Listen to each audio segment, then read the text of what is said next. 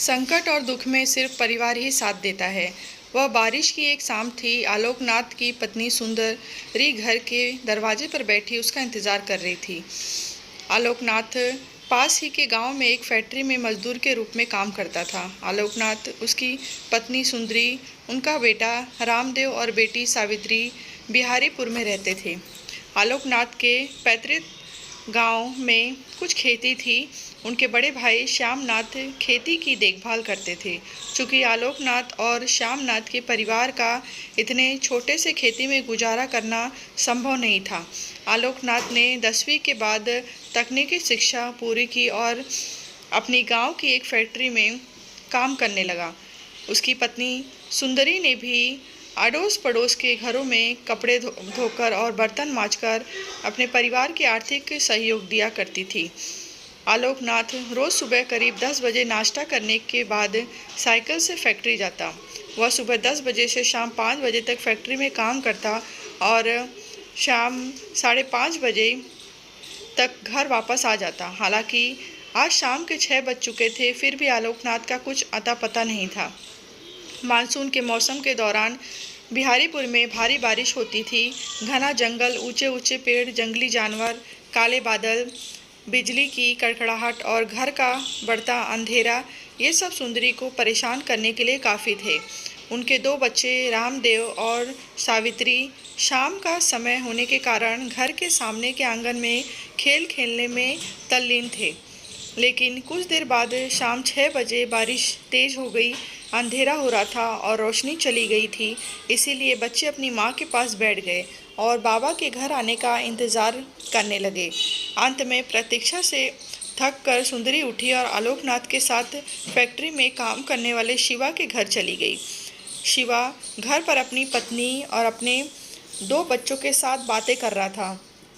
वह पिछले 2-3 दिनों से बीमारी के कारण फैक्ट्री नहीं जा रहा था। उसने फैक्ट्री मालिक को गैर हाजिरी की छुट्टी भी दे रखी थी। सुंदरी जैसे ही उसके घर गई, उसने शिवा के पास आलोकनाथ संबंधी पूछताछ की। तब शिवा ने उससे कहा, मैं बीमारी के कारण पिछले 2-3 दिनों से कारखाने नहीं जा रहा हूँ, तो मुझे पता ही नहीं चला कि आलोकनाथ आज घर आने के लिए कब फैक्ट्री से निकल गया। सुंदरी के कहने पर शिवा ने फैक्ट्री में फ़ोन किया और आलोकनाथ के बारे में पूछताछ की। तब फैक्ट्री के मुख्य द्वार पर मौजूद एक सिपाही ने उन्हें बताया कि शाम 5 बजे जैसे ही फैक्ट्री बंद हुई और आलोकनाथ घर जाने के लिए निकल पड़ा। शाम 5 बजे दीनानाथ घर आने के लिए निकल पड़ा है, तो अच्छे से घर क्यों नहीं आया? इस चिंता ने उसके मित्र शिवा को भी डरा दिया। वैसे आलोकनाथ एक निर्व्यसनी और गरीब आदमी था। वह हमेशा दूसरों की मदद किया करता था। इसीलिए उसने फैक्ट्री के सभी मजदूरों और यहाँ तक कि फैक्ट्री के मालिक का भी विश्वास जीत लिया था। भयभीत होकर शिवा अपने 2-3 दोस्तों के साथ फैक्ट्री जाने के लिए निकल पड़ा।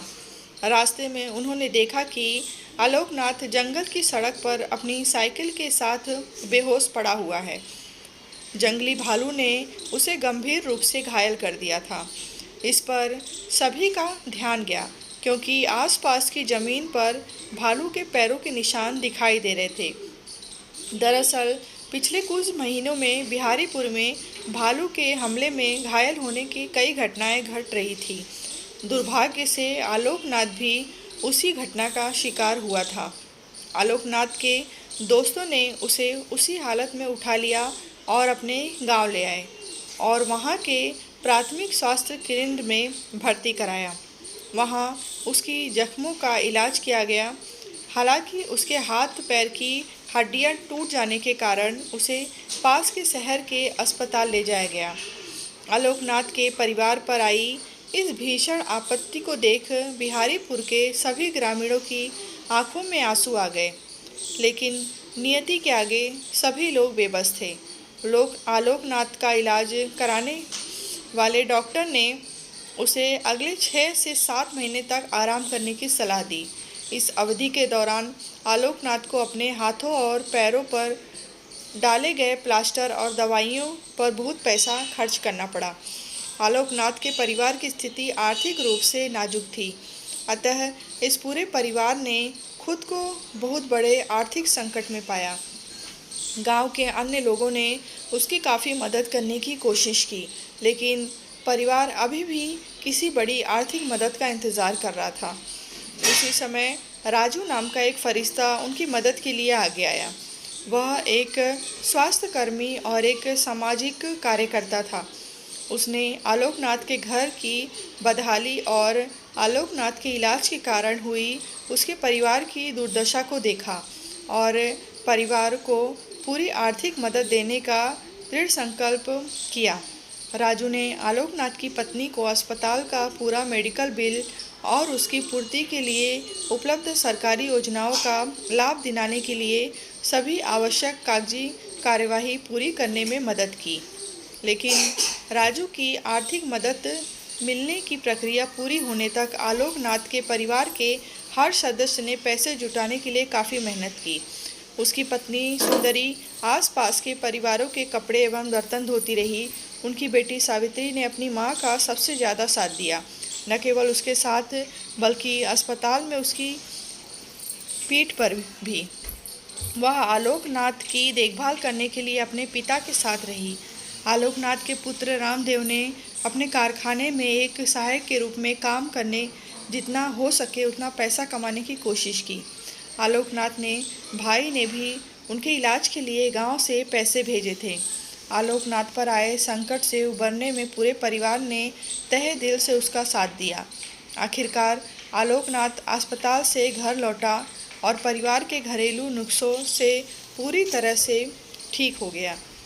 कहानी संकट के समय परिवार द्वारा दिया गया मजबूत समर्थन व्यक्ति के जीवन भर काम आता है।